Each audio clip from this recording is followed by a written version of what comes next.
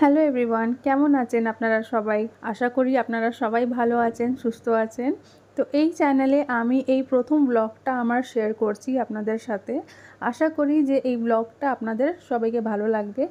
আর যদি আপনাদের এই ব্লগটা ভালো লেগে থাকে তো প্লিজ একটা লাইক করবেন ভিডিওকে। আর নতুন যদি আপনারা আমার ভিডিওটাকে দেখছেন তো প্লিজ একটা সাবস্ক্রাইব করবেন।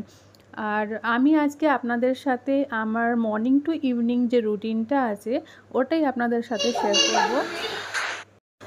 তো এইখানে পরিষ্কার ঘর ক্লিনিং সব আমার করা হয়ে গেছে। হওয়ার পরে ফ্রেশন আপ হয়ে গেলাম, তারপরে চা নিয়ে বসেছি। একটু হালকা ব্রেকফাস্ট করব, কেন মর্নিংয়ে এত আমি খেতে পারি না, সকাল সকাল এত খেতে ইচ্ছা করে না।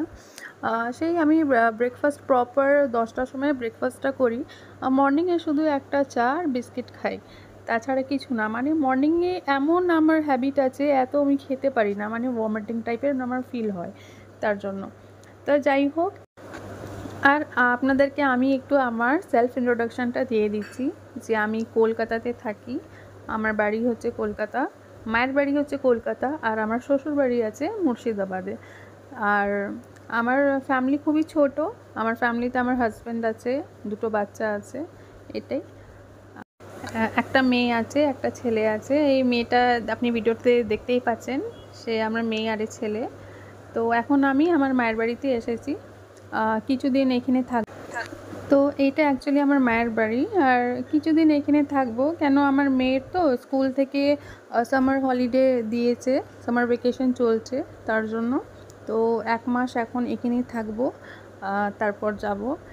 তো মর্নিংয়ে মা অনেক কাজটা করেই দেয়। তা আমি যে ঘুম থেকে উঠেছি না, এই বেডটাকে ক্লিন করা হয়নি, আর বাচ্চারা ঘুমাচ্ছিল, তার জন্য ছেড়ে দিলাম। তাই চাটা খেয়ে আবার এই বেডটাকে মানে ঠিক করতে চলে এসেছি। তো এইখানে খুব সুন্দর করে বেডশিটটা লাগিয়ে দিলাম, বেডটা ক্লিন করে দিলাম। আর কিছু না, এবার চলো লাঞ্চের প্রিপারেশনটা করে নিই। তো এইখানে আমার মেয়েকে আবার খেতে দিয়েছিলাম, তারপর চলে এসেছি সোজা কিচেনে। আর আজকে হবে আমাদের এই সবজি একটা, আর চিকেন কষা আজকে রান্না হবে। তো সবজিগুলোকে মা সকালেই কেটে দিয়েছিল।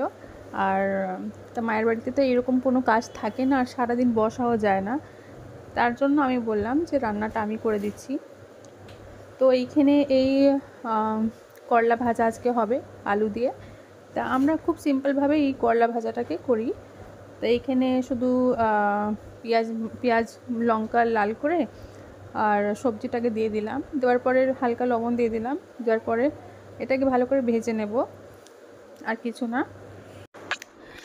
তো আপনারা যদি ভিডিওটা আপনাদের যদি ভালো লেগে থাকে তো প্লিজ একটা লাইক করবেন, আর চ্যানেলটাকে সাবস্ক্রাইব করবেন। কেননা একটা ভিডিও করতে যা কষ্ট হয় না, সেটা একটা ইউটিউবারই বোঝে, যারা ব্লগ করছে তারাই বোঝে, তাই না?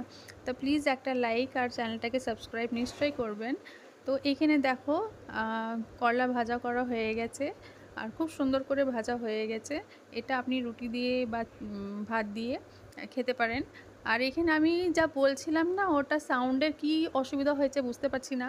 তো আমি এইটাই বলছিলাম যে আমার করলাটা রান্না হয়ে গেছে। তো চলো এবার, তো করলা ভাজাটা করে নিলাম, এবার চিকেন কষাটা বানিয়ে নেব।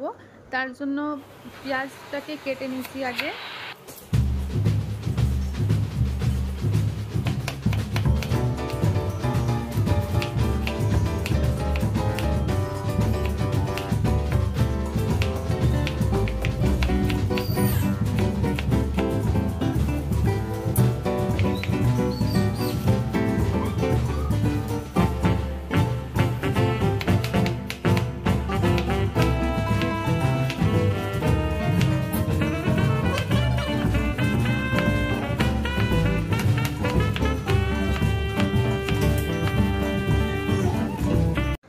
তো এইখানে আবার চলে এসেছি চিকেন কষা রান্না করতে।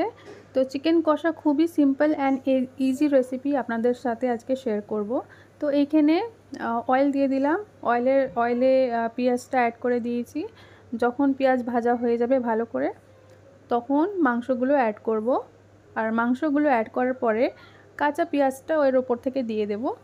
আর কাঁচা পেঁয়াজ দেওয়ার পরে একটু হালকা লবণ দিয়ে দেব, মানে লবণ অ্যাকর্ডিং টু টেস্ট দিয়ে দিলাম। তারপর এটাকে ভালো করে একটু কষিয়ে নেব। তারপর গ্যাসের যে ফ্লেম আছে হালকা করে এটাকে মানে ঢাকা দিয়ে ছেড়ে দেব। তারপর এখানে যে সিম্পল মশলাগুলো হয় না, যেমন আদা রসুনের পেস্ট আর হলুদ পাউডার, মানে লঙ্কা পাউডার, আর এখানে দিলাম গরম মশলাও দিতে পারেন, জিরে গুঁড়োও দিতে পারেন। তো আমি এখানে গরম মশলা অ্যাড করেছি। অ্যাড করার পরে ভালো করে এটাকে মিক্স করে নেব। তারপর এই মশলাটাকে চিকেনের সাথে অ্যাড করে দেব। তো দেখো আমি আগে সেই পেঁয়াজের সাথে চিকেনটাকে ভালো করে ভেজে নেব। এইরকম রান্না করলে খুবই টেস্টি হয় আর খুব তাড়াতাড়ি রান্নাটা হয়ে যায়। আর চিকেনের একটা র স্মেল যে থাকে না, সেই গন্ধটা আর আসে না। তো এখানে ভাজা খুব সুন্দর করে ভাজা হয়ে গেছে। আর আমার মেয়ে এরকম ভাজা চিকেনটাকে খেতে খুব পছন্দ করে, তার জন্য ওর জন্য একটু তুলে নিলাম আগেই মশলা দেওয়ার আগে। তো সেই মশলাটা এটাতে অ্যাড করে দিচ্ছি। আর মশলা অ্যাড করার পরে ভালো করে এটাকে কষাতে হবে। তো সামান্য একটু জল দিলাম, দেওয়ার পরে একটু কষিয়ে নেব।